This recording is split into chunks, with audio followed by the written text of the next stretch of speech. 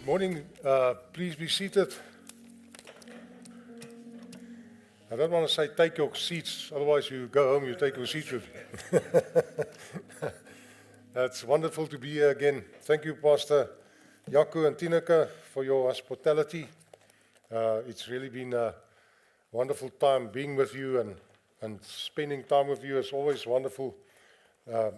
We are very jealous of that because, you know, if anybody would ask us to go and have tea with them or so, we say, don't we not? We with Pastor Jaco and Tineke, this is our weekend with them, and we don't see them often, so it's wonderful to be with them. And the church, thank you for this church and the leadership here. We honor you and appreciate you very much. We're very fond of you. This morning, I've got a very, very simple message I'm going to share. You know why I'm sharing a simple message? So that I can also understand it. Because I'm sure I've listened to some of the messages of some of the very clever oaks. Then I'm listening to them, I'm thinking, I wonder if they understand what they say themselves. So mine is very simple this morning. I want to talk about the presence of God. And how do we preserve the presence of the Lord? What put me onto this actually was, it was last week. I was with a friend of mine. He does my tax, end of the year, or the tax year. My tax works like that. I don't have preliminary tax. End of the year they take my bank statements and see what I got, and then I'm paying SARS whatever they want to take from me. And this guy does that, and I was there, and his wife came in, and she says to me, Joe, can you help us? We want to anoint our house, and to tell us about anointing your house with oil, and can you help us with and the whole thing about it? And it made me think, you know, about the presence of God. How do we preserve God's presence through the anointing of our house? Or some people do salt, they put salt and things. Theologically, I don't see it anywhere, but they do that, and I don't think it does any harm. But the question is, how do we preserve God's presence? I remember growing up as a kid, we were in a Dutch Reformed church. Now, if I say Dutch Reformed Church, the Afrikaans ook will understand this, the Gereformeerde Kerk, the Doppers. Now, they were very, very staunch. You're not allowed to dance because, you're not allowed to dance. That was big sin to dance, and they're very, very staunch. And during the services in the church, I never experienced God's presence. But my grandfather, Saturday nights, we would sit around the Word. He would read the Word, and then we will sing the Psalms, and he would play the piano. And I remember the Psalms. We each had our psalm, because the Gereformeerde Church also, you don't sing like Hillsong and just the Psalms.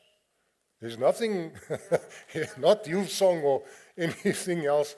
It's just the Psalms, which. In a sense, I appreciate it because I know the Psalms. You know, few people know the Psalms. I can. There's a couple of Psalms that I still.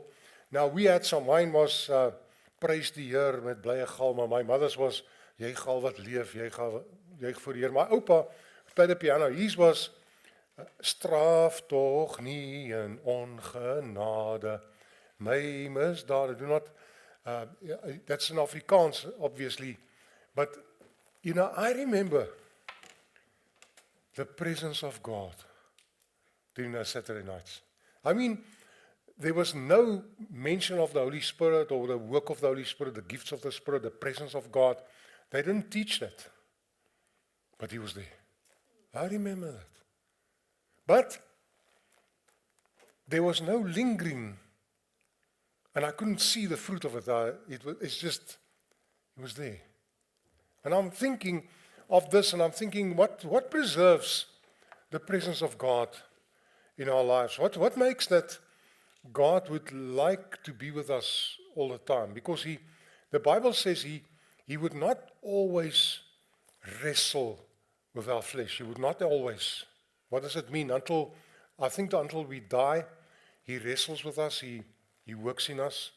But once we died, it's over. There's nothing to do with it anymore.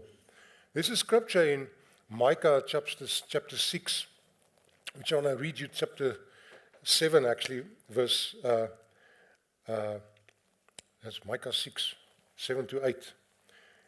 They say, will the Lord be pleased with thousands of rams, with 10,000 of rivers of oil, olive oil? Will he be pleased with that? In other words, if I have a whole bowl of oil and I'm anointing my house, will he be pleased with that? Now this is I know it's an Old Testament scripture, but we'll get to the New Testament just now. He said, what has he shown? He has shown you, O mortal, what is good. What is good? And what does the Lord require of you? To act justly, to love mercy, and to walk humbly with your God. Amen. That's all. Sure. So the anointing of our houses and the salt and all the stuff is secondary. It doesn't do any harm, actually. But it wouldn't do any good if I do not do the love mercy, act justly, walk humbly before your God. If you read our Bibles, you'll see that there's a golden thread that goes through the whole Bible, from Genesis to the Revelations. Humility, very much. Amen. Humility, very, very much. You read the Bible, you see humility is a very strong issue. Amen. And then love as well. Amen. Together with that, humility and love. Amen. And I believe those are the two issues that very strongly stands out. And if you look at the issue of God's presence, to preserve God's presence. God's presence is very domineering, actually. It's a dominating factor in our lives. His presence is not just, if he's there and he's got a domineering factor in our lives. He says in the Bible in 1 Corinthians chapter 7 verse 13, he says, if an unbelieving husband a believing husband has an unbelieving wife, he should not divorce her if she wants to live with him. Or an unbelieving wife has an unbelieving husband, she must not leave him if he wants to live with her. Because the unbelieving husband is sanctified by a believing wife. And your children is holy. He's not talking about teenagers. Huh? It's just a joke. Just a joke. Just a joke. And there's people who say that it was easy for Abraham to offer Isaac because he was a teenager.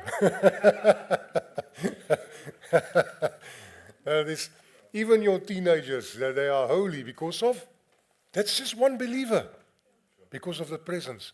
But there's a trade-off. It doesn't happen just like that. There's a trade-off. Preserving his presence in our lives. So it's about us, ourselves. It's not how we anoint our houses, how we do. It's ourselves. It's who we are and how we conduct ourselves before God. And it's interesting, it's not the things that we think it's obvious, that we think is holy, and that God will like to be. It's not that those things. It's love and mercy. Love, mercy, humility. Amen. That preserves his presence. Amen. Now we're looking at verses here, but we're going to take a deeper dive. Actually, I can stop now. This is my sermon. But I want us to look at verses and then dig a little bit deeper down and look at the context of Scripture and to understand that and how we can behave and how we can live in that. You know, the presence, the manifest presence of God is fantastic. There's nothing that beats that. I always say to people, nothing beats the presence, the manifest presence of God. There's no drug, there's nothing that can beat it. That's why Paul says in Ephesians 5, verse 17 to 18, he says, understand what God's will is. Do not be unwise, but be wise.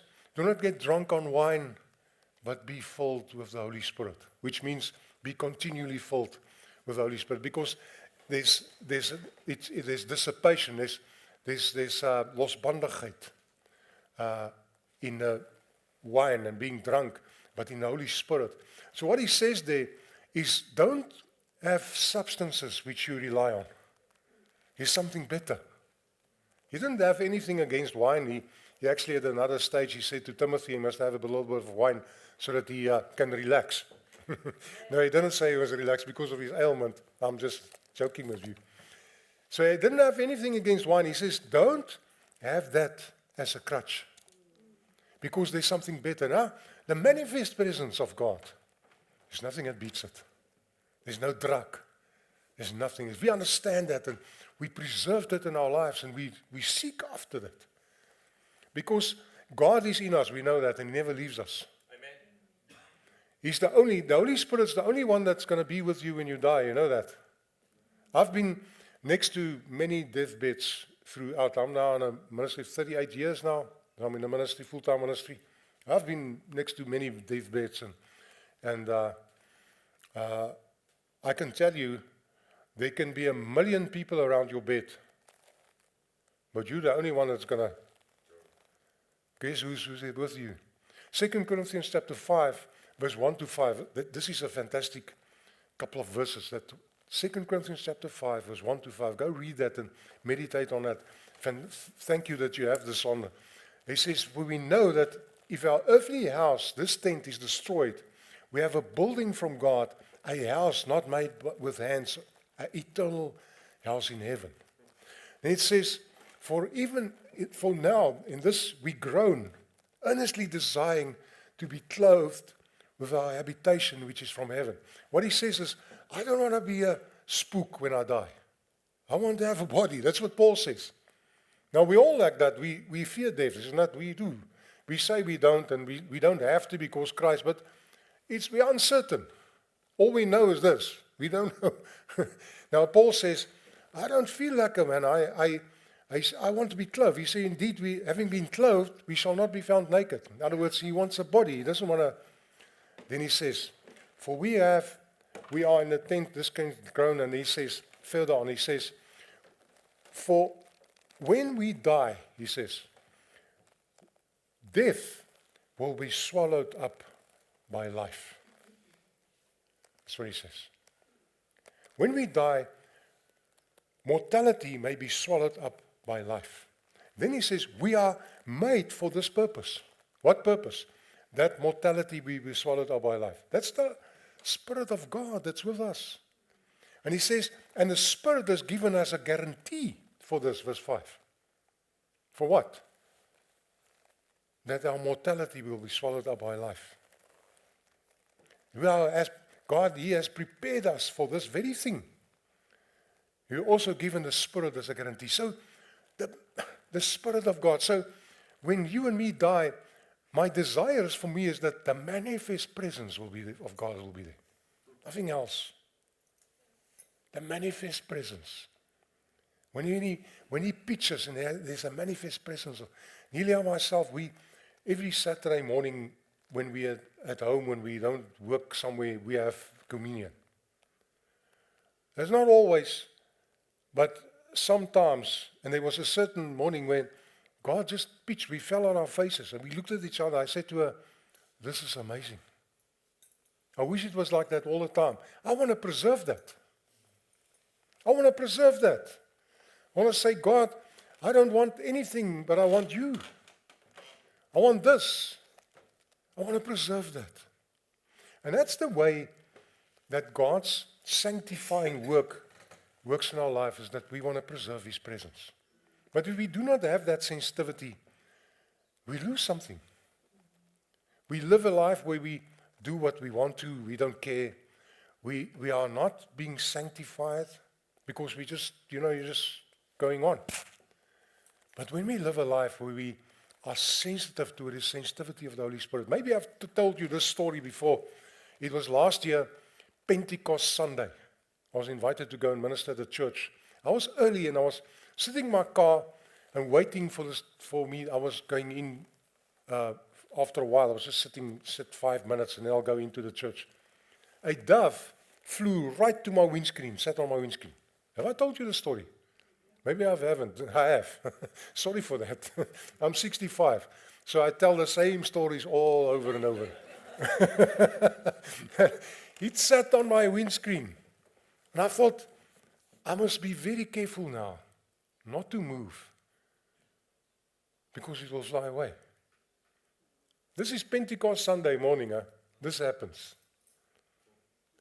And I'm thinking, I must be sensitive towards the Holy Spirit in my life. It will not fly away. It doesn't fly away, but it gets grieved.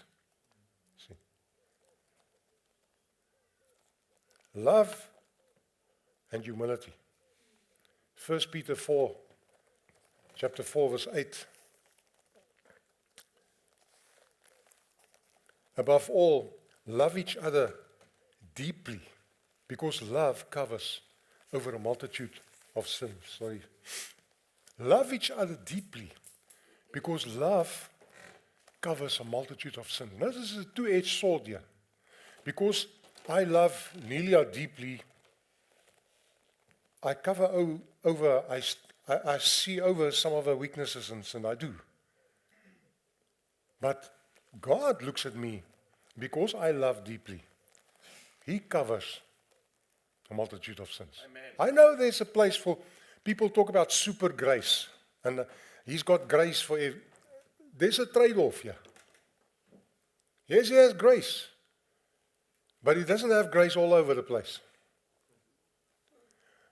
There's certain attributes that has to be present in our lives to draw his grace. So love is the one thing. And then another one is in James chapter 4.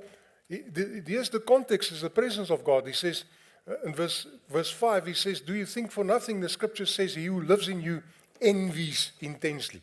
So the Holy Spirit envies for what? So that he can occupy me and that he feels welcome in me. Then verse 6 says, and God gives, and there's one translation, I think it's the Amplified, it says, excessive grace to the humble. So humility is we need to live in a life of humility. I know it's hard. The love life is hard, and the humility life is just as hard. It's hard. It's not easy. He gives more grace. Therefore, he says, God resists the proud, but he gives grace to the humble. Amen. He resists the proud. So there's an opposition. The proud is something else. You will not find super grace. You understand? So this is not a blank check. There's a trade-off. There's conditions. There's conditions where I make him feel welcome in my life. Love and humility. I remember a time in my life, I'm very ashamed of that, where I made big mistake, made bad choices. And I remember a certain specific time where I sat, it was a Wednesday, I was running from God because I was so ashamed of my life, what decisions I made. And I remember he approached me and I heard his voice. He says, what are you doing? I said, God, I'm willing to take the responsibility of my choices. And he spoke kindly to me.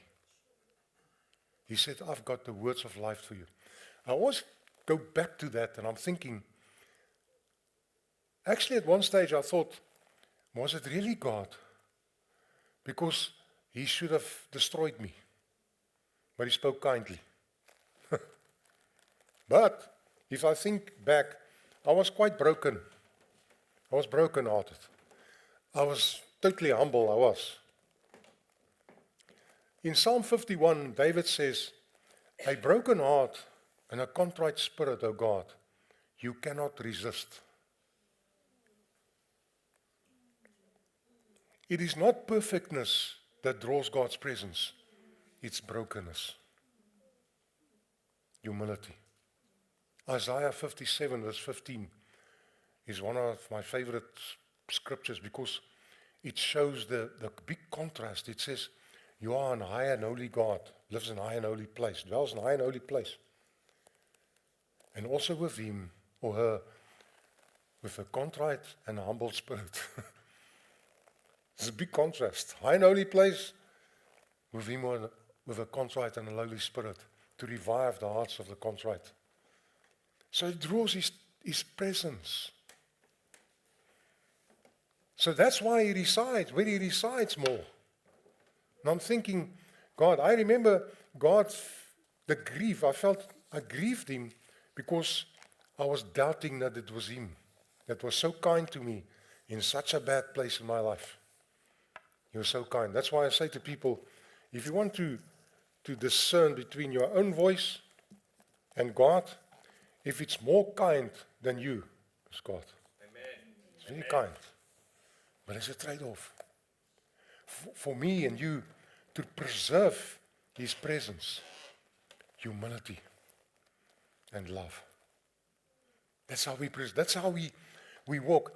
It is not easy to live like that, I tell you. It is hard. That's why Jesus says the narrow gate. That's it. This is what I want from you, Micah chapter 6. Oh man. Verse 7 and 8. This is what the Lord asks of you, to walk humbly before your God, love mercy and justice. We love justice as well, we know, but yeah. You must remember me, you must love justice. Yeah. Thank you for the offering that was quite it was deep and yeah, it was convicting. It was very good. Thanks, Broer. Yeah, sure. Jaco always tells me about your knowledge of the word and your ability to preach, and I get a little bits of it in your offering. So I appreciate it. Yeah. The bad side of it is in Ephesians chapter 4 verse 30. It says this, and do not grieve the Holy Spirit of God, with whom you were sealed for the day of redemption. How do we grieve him? Get rid of bitterness, rage, anger, brawling, slander, along with every form of malice. Be kind and compassionate to one another, forgiving each other just as in Christ God forgave you.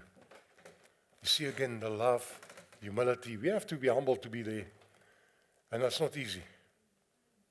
Nowhere it says it's easy. But you and me, Jesus says, take up your cross. What does it mean? Every day I have to die in my own ego. My own ego. That's why pride cannot do this. It cannot. He says he hates pride. That it cannot. Spiritual pride is the worst of them all. It cannot do that. It's impossible. Amen. You get some people, you meet them, they tell you how wonderful they are, and this, and you sit and you listen and say, man, please, just relax, man. And they're just so wonderful. They just tell them all their wonderfulness, you know. I'm thinking, yes, Broer, it's not good to be like this, you know. But it wouldn't help them to tell them they mustn't be like this because they're too prideful. They wouldn't see that in deception. I want us to just take a little bit of a dive into the scriptures in Matthew chapter 7. And who of you haven't read your Bibles lately a lot? I'm going to help you because we're going to read a bit, and I'm getting you a bit ahead again. Okay? Is that all right with you? I want us to read in Matthew chapter 7 from verse 7. Let's go. He says, ask and it will be given to you. Seek and you will find. Knock and the door will be opened to you. For everyone who asks receives, and those who seek find, and the one who knocks, the door will be opened. Which of you, if you have a son and he asks for bread, will give him a stone? Or if he asks for a fish, will give him a snake? If you then, you are evil. Know how to give good gifts to your children. How much will your heavenly Father give good gifts to those who ask him? Now the gifts here, I believe is the Spirit gifts, because the same scripture you will find in Luke chapter 11. But there he says, instead of gifts, he says, you are evil, if you ask the Father, he'll give you his Spirit. Amen. So if the context here, if he talks about gifts, I believe there's gifts of the Holy Spirit. So it's two. It's the 9 gifts of the Spirit. The powerful gifts of the Holy Spirit. So he says now, with this in context, the gifts of the Spirit, he says, so in everything you do to others, what you want them to do to you. For this sums up the law and the prophets. So here suddenly he says, he'll give you the gifts, but, next verse, everything you do to others what they want them to do to you. In other words, what's this? Love. That's why 1 Corinthians chapter 13, Paul says, it doesn't help if you have faith to move mountains, but you do not have love.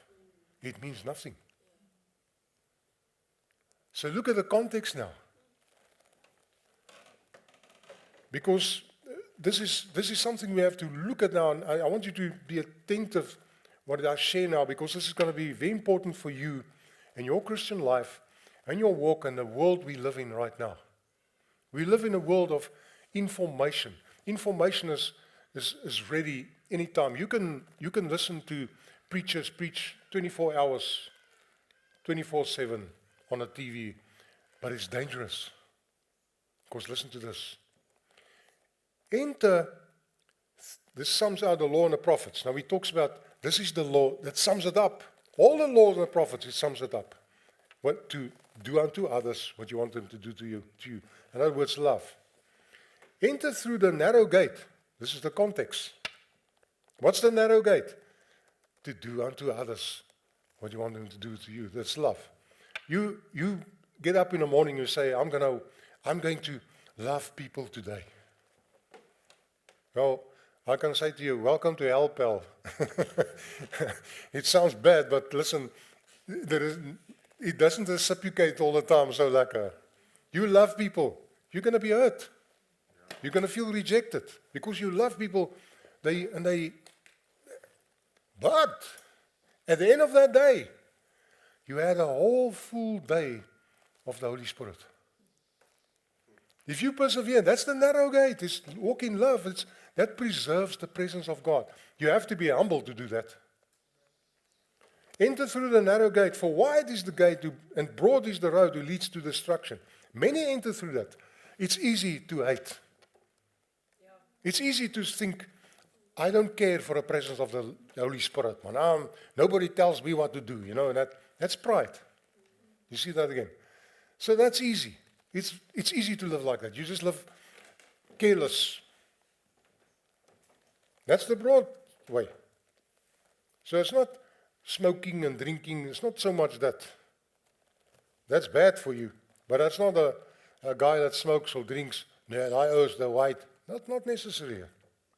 You get, I had a guy in my, please, this story doesn't sound right, but bear with me. The guy was at a cell group. He was in my congregation, but he went to a cell group because the cell group was led by a very popular, he was one of the guys on the radio, Impact Radio, those years. You won't know what it is, that's why I can tell you the story. He was on the Impact Radio, very popular, and he had a cell group. Now, he went from my congregation to that guy's cell group. So I said, yeah, bless you, go, and that's fine. One day he came back to me. The guy's broken. He says, I'm so rejected. I said, what? He says, no, he came to the cell. He had really had a bad day.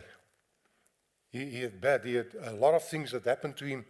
And he sat and I said, how are you? And he looked, and he used a swear word, unfortunately. He said, I had I don't want to use, but yeah, he used a swear word. The guy chased him out of the cell. You had a bad day. He said there was a pub nearby. He went there and he sat there because he didn't know what. And the guy next to him says, "You look lekker." He said, "Yes, man." The guy puts his arm around him and he says, "Sorry, man." And so, who was the who was the who there? Yeah, you see. Now, that's why I'm saying it's not so much about what we think always. What preserves his presence? Jacques was the oak's name. He came back to my cells.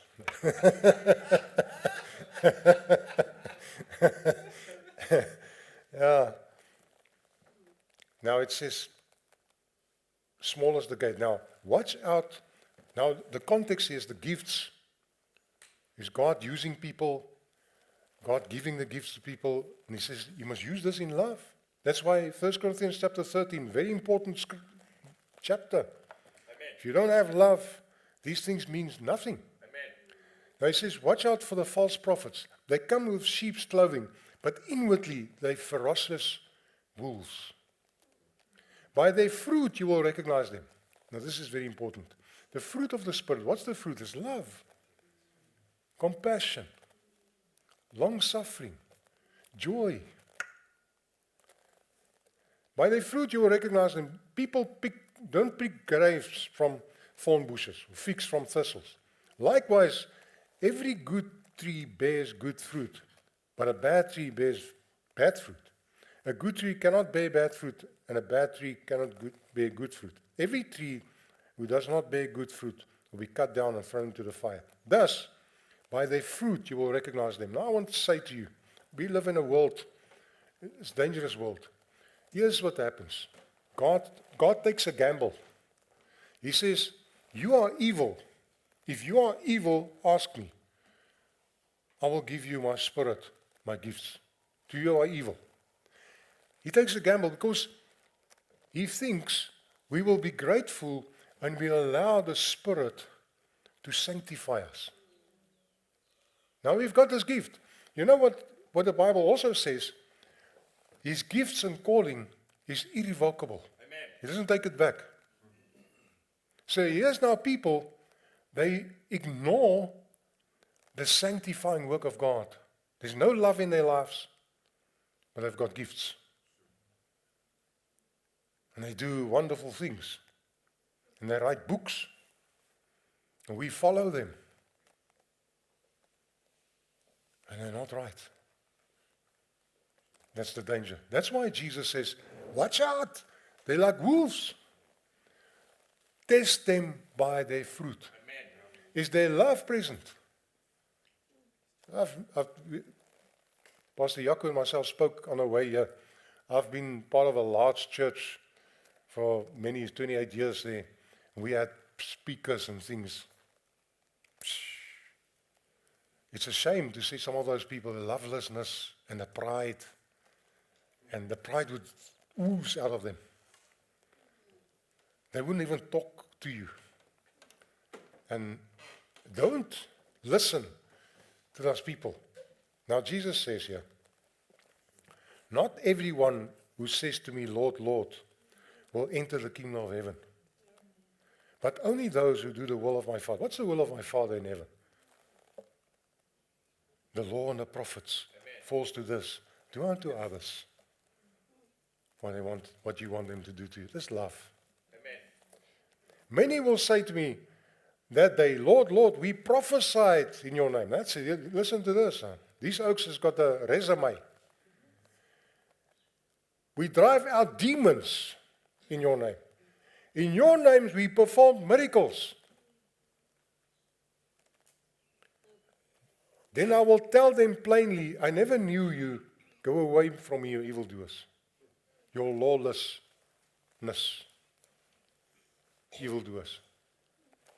Who practice law. What laws is it? The law and the prophets come down to this. Do unto others. This is the context of it. If he talks about the law, he talks about this, what he says, verse 12. Because we look at the context here of the scripture. That's why I have us read all of this so that we understand what it is. So that we ourselves will live in this place where we say, God, I want to love people. I want to do unto others which I want them to do to me. I want to love. I want to walk in humility because I want to preserve your presence. Miracles and all those things is not evidence of God's presence of people's lives. I spoke to a guy, he's my friend. He said to me, Joe, God, he's an evangelist. He says, I saw blind eyes opened, deaf ears hear. He says, he sees miracles. Now when he talks like that, I don't always see this. Now and then, I feel a bit, yes, this oak. He said to me, I would minister and at night I go home, I want to shoot myself. Because I was in a bad place. He was not in the right way with God. He said, I want to shoot myself. People don't know, I want to kill myself. But I had that when I minister. It is not a sign of people's closeness to God. So if that guy, if he's no fruit of God, if he writes a book or whatever, don't read that stuff. Because somewhere there it's going to take you to a place where you should not be. Some of the prominent preachers, I don't want to, God forbid me to mention names because I have, and then he rebuked me severely. I'm not mentioning names because I don't want to confuse you. Very prominent people who you maybe listen to and you read their books. And one guy, there's two of them, two different guys. One guy says, Paul, in 2 Corinthians chapter 12, where he says, because of all the great revelations I've received, to keep me from becoming conceited, to keep me from being proudful, he says. God gave me a thorn in the flesh. The devil hit me with a fist. Then he says, I asked God 3 times. You know what the preacher said? He says, you see, it doesn't help to go to God with the devil's things. You must take me on yourself. This is what this oak says. He's a major oak when he's I don't want to mention his name. The other oak says, also about Paul, he says, Paul, you know that Paul says in the Bible, I'm the worst of sinners. You know that he writes that? He says about himself. Not I was, I say I am. Now that's a place of humility, but also brokenness. You know why he says that?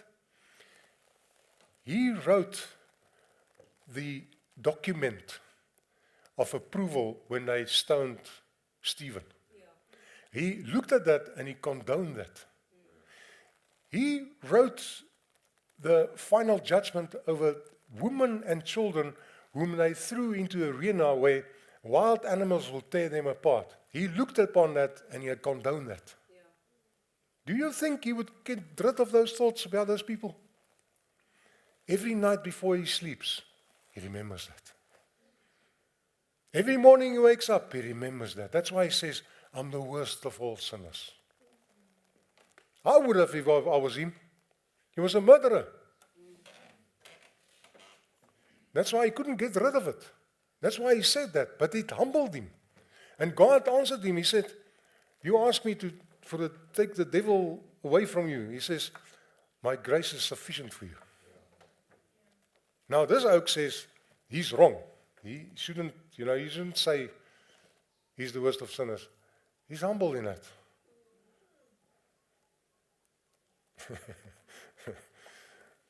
And it's a dangerous place to find ourselves in if we're there. Now that's Paul. What helped him not to be proudful? It was not another great revelation. It was the thorn in the flesh to humble him. That's why we must understand this, how severe God looks unto pride. Spiritual pride. It's so easy. Now Jesus says to the oaks, they must have been very proudful because they came to brag. He said, in your name we prophesied. You know. He says, I don't know you. Ginosko. The Greek word knowing there is ginosko. I don't know you intimately because you've grieved my spirit all your life. You've never been sensitive toward my spirit. You grieved me all the time, so I don't know you intimately. That's what he said. Yeah. So I say, God, I don't want to live in a place. I can't call him a friend. He's a guy that I know. He says this. He says, when I minister and God's presence pitches, I know I'm still okay. Very wrong. He lives like the devil. I know. Nelia also knows who I'm talking about. He lives like the devil. He lives like the devil. And he would not. You can't talk to him. He's very clever. You can't talk to him about holiness and you can't talk to him about the Holy Spirit. Don't grieve him. He's rude to people. But that's his stance. No, he's wrong.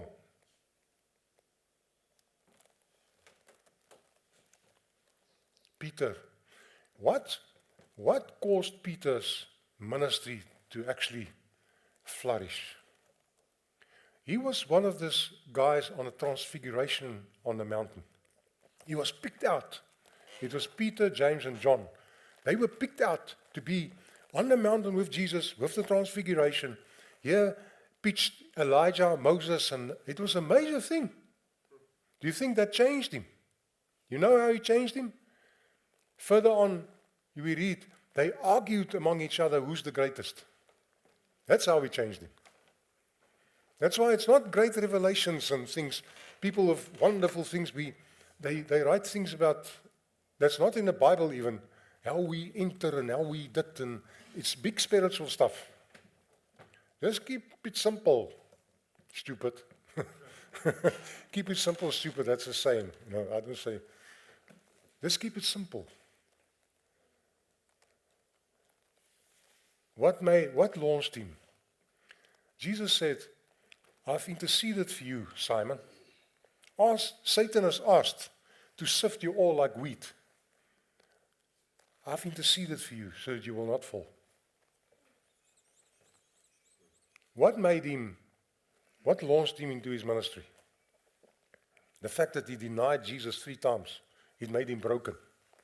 It said he wept bitterly. He brought him back to know who he is. Humility. No pride there. He didn't there argue who's the greatest after that. Promise you. That's why God looks upon this as a severe thing. Now, what would preserve his presence is when you and me walk in love and humility. It's very simple. Amen. We've gone to the scriptures, we look at it. It is not the gifts and the power work of God through us is not the evidence of it. Not. Yes, he wants to use us. It's a gamble he takes.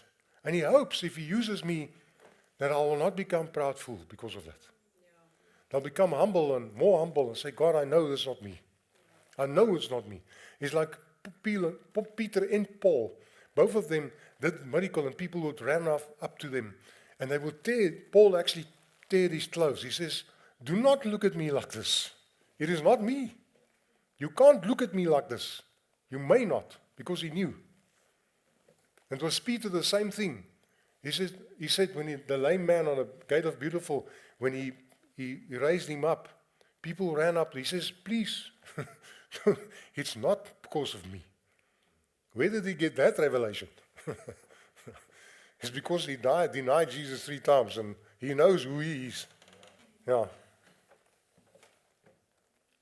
So God wants to use us. Yes, he wants to work through us powerfully. But remember to be humble and walk in love. Amen. So the narrow way, you and me, we're going to do that. Say, God, I want to love. I'm going to love people, and I'll walk in humility. Amen. I told you it's a simple message, but it's profound. Amen. It's life-changing. Amen. I promise you. Yes, amen. If you look at today and how people are and preachers and the things they say and their arrogance, and I say, God, help us and save us, Lord. And one would think in the time we're living in, with all the information, all that's available, we must be spiritual giants, but not very confused people here. Yeah. So it's a simplicity. That's why Jesus calls it among them. He says, if you come like this little child, the childlike faith, this is the greatest. Humility, this is the greatest.